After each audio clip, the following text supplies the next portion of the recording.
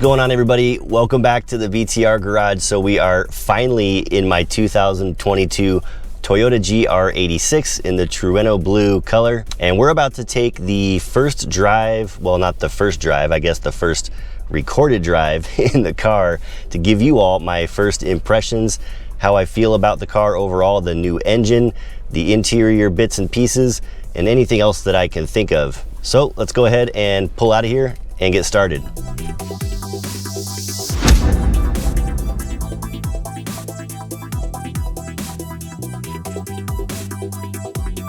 So we'll go ahead and make our way out of the driveway. My BTR Mega Garage, I'm not sure if you can see it on the other camera, but about 90% done. We just had the floors coated on it, and they should be usable in the next day or so. Got to wait about 48 to 72 hours before we can bring the car into the garage. But we're not here to talk about that. We're going to talk about this car, the GR86, and what I like about it. A few things I don't like about it so far. We'll talk about that as well. Oops, and there's a car coming in front of my face. Sorry, guys.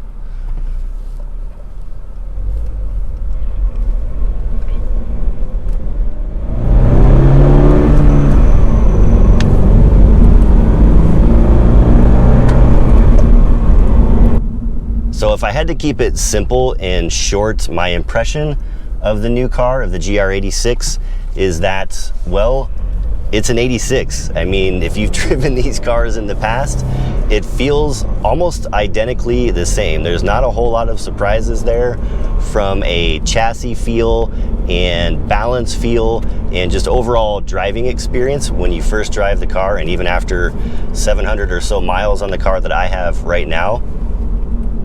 And keep in mind, my car is not broken in yet, so I can't rev out the engine or go and rip on it past about 4,500 or 5,000 RPMs. I've been trying to keep it under that limit. The manual says about 4,000 RPMs, but we can definitely feel the improvements in the engine. And back to what I was talking about, first impressions on the car, you know, it's not a whole lot different than my 2017 BRZ or my 2013 FRS for that matter. You're gonna find that I do a lot of comparisons between this car and my 2017 BRZ, obviously because that was the last car that I had and was quite a bit newer than the 2013, so a little bit more comparable from a generational perspective.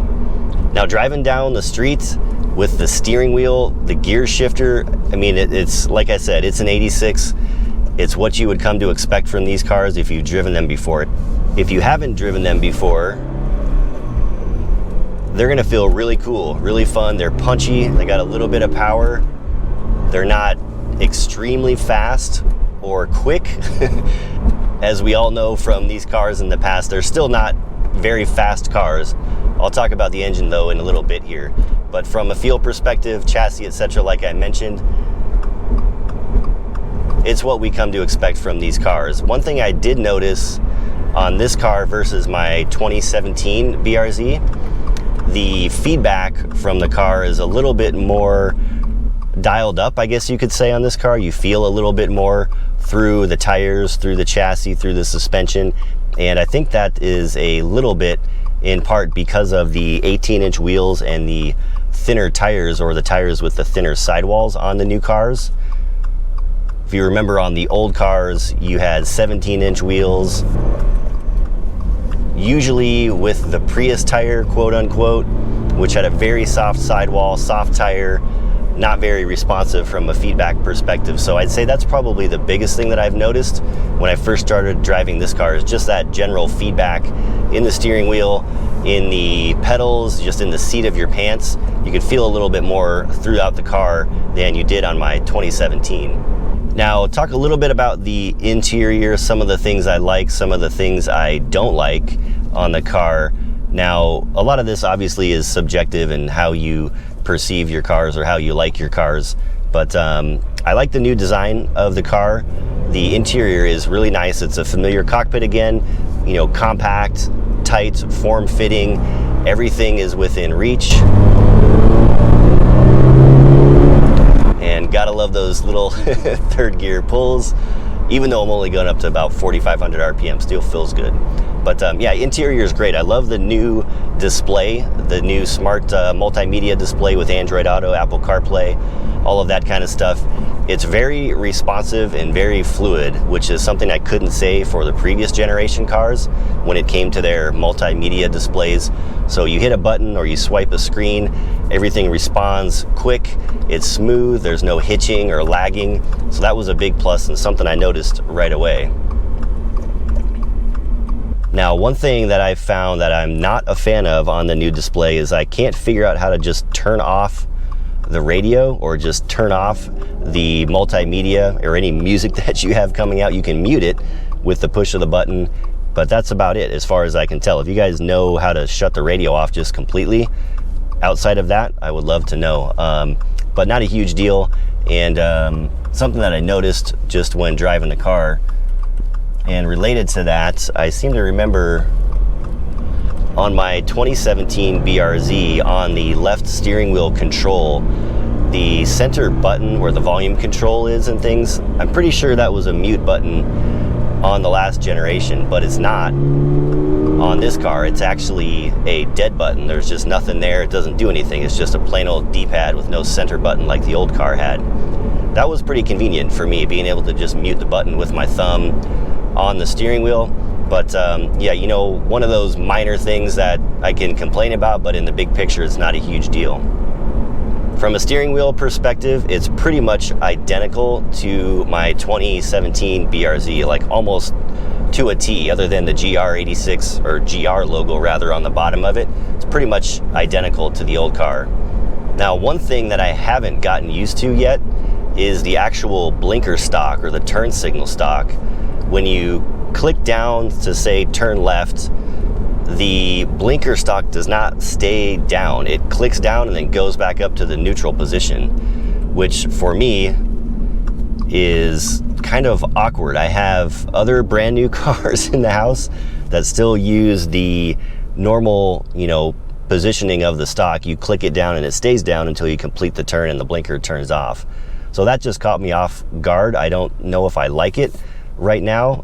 It's just a little nuance that personally I think would be better if when you turn the turn signal stock, it just stayed in place until the turn completed. But I'm sure I'll get used to it eventually. It's just another one of those little things. I did also notice a problem with my actual blinker, and I don't think this is an uncommon problem. I've read about other people that have had similar problems, but when they click the turn signal to indicate a lane change or a turn, the blinker will blink erratically, like really fast sometimes, and then go back to blinking normal. I've experienced that where it'll go click, click, click, click, click, and then click, click, click, but it's intermittent. It doesn't happen all the time, which is also weird, which makes me think it's maybe a software bug or something like that.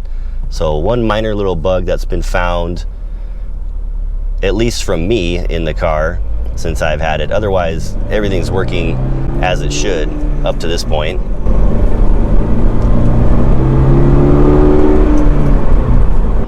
Now, one other little complaint that I have about the car, and this was the same on the old car as well. I had the same, you know, minor little complaint on my 2017 BRZ, but that is the thickness of the steering wheel itself. Like I said, the steering wheel is pretty much identical to the old cars, and I would just prefer a little bit thicker steering wheel.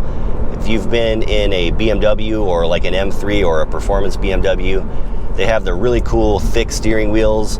It kind of gives you a little bit more precise feeling in the steering control, I think, anyways. And I really wish they would have some kind of, maybe an option of a performance or a different steering wheel that is a little bit thicker and to me provides that more sporty or race car type of feel.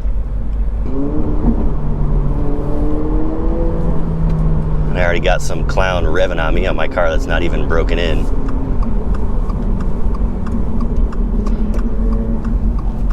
A McLaren, nonetheless.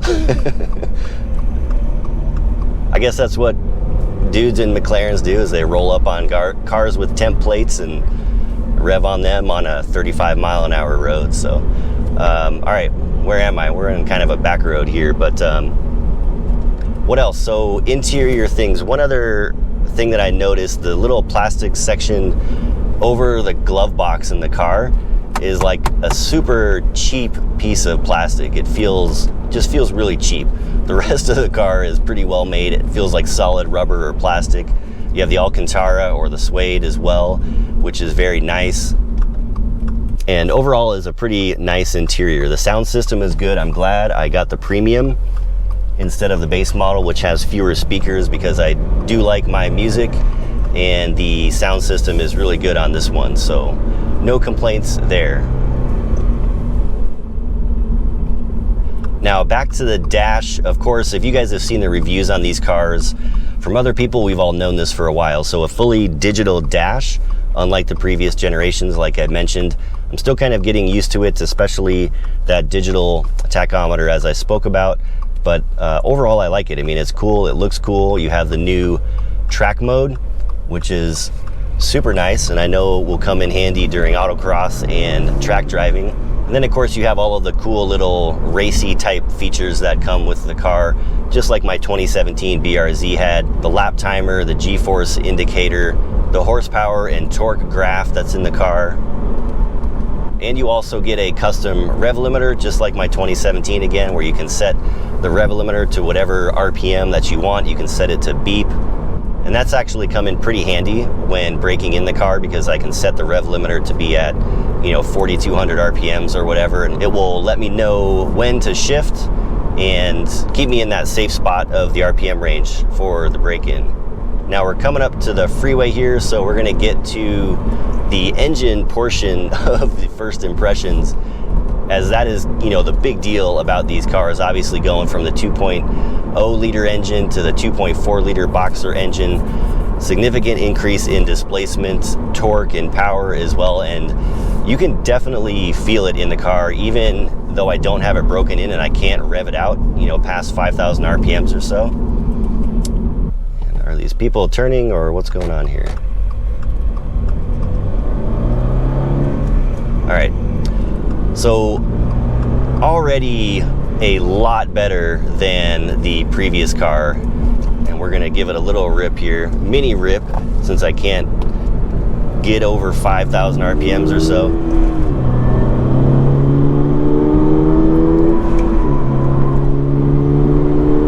So it feels good. It picks up really good, and I didn't go over 5,000 RPMs at all right there. And it's significantly better than the old car, even compared to my BRZ with the Ace header on it, the custom ECU Tech tunes that I had. This car is definitely quicker. Maybe not by a ton, but it is quicker. You can feel it. It's like having a Corvette engine in your car, where you, in any gear, at just about any RPM, give it throttle and it wants to go. So cruising at 72 on the highway here in 6th gear, I can just give it gas and it wants to go. In the old car, you gave it gas and it would just sit there for a couple seconds until it built up RPMs, and then it would eventually start going, although not going that fast, of course. But this car definitely has a little more grunt and low-end torque, and you can feel it for sure. So like I said before, the car is an 86 through and through, outside of the engine. The engine is just so much better, and while it's not significantly faster, it's so much better throughout that rev range, even while I'm still in the break-in period here and I'm not able to wrap it out and really get on it. I'm loving it so far. I mean, that is a huge change, and it's really what these cars needed. A lot of people, wanted a turbocharger on the engine for even more power. I still don't think that's a good idea for these cars. It's not, in my opinion, their intention, what they're made for. And I'm glad that Subaru and Toyota did what they did and kept the naturally aspirated engine, bumped the displacement. I think it solved the issues that the old car had. There's really no torque dip in the car like the old ones had.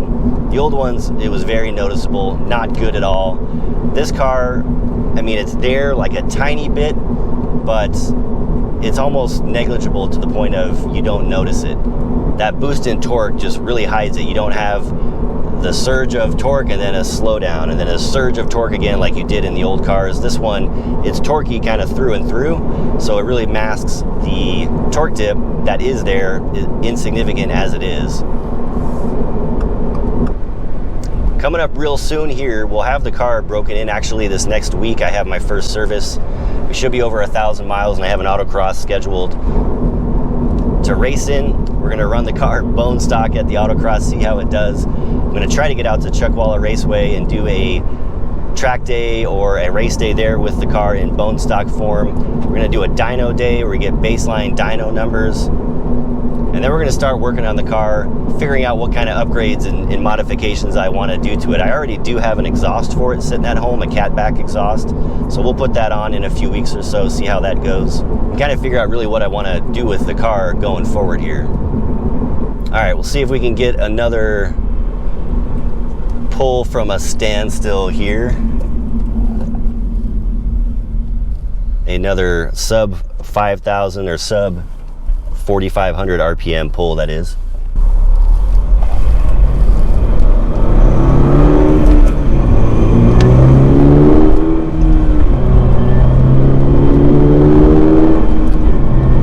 So that was to 60 miles an hour. That's fun. It's actually fun in this car now. Another week or so we'll do a video with some power pulls and figure out, you know, really what this engine feels like. But even in, you know, its current state or current situation, the break-in period, it feels good. It feels solid, feels powerful, and really enjoying it.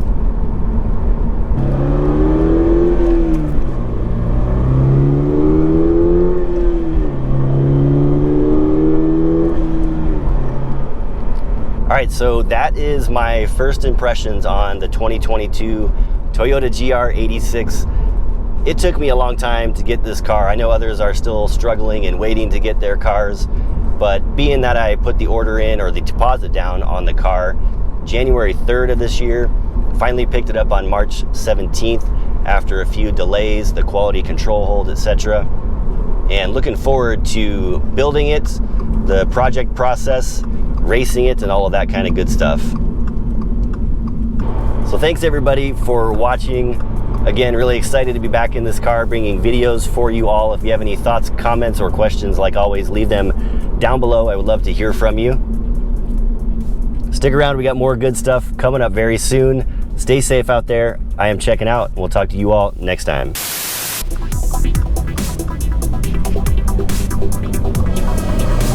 All right, here we go. Second gear.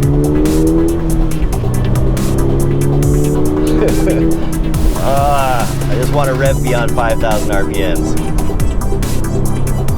All right, that's a little fast for this road.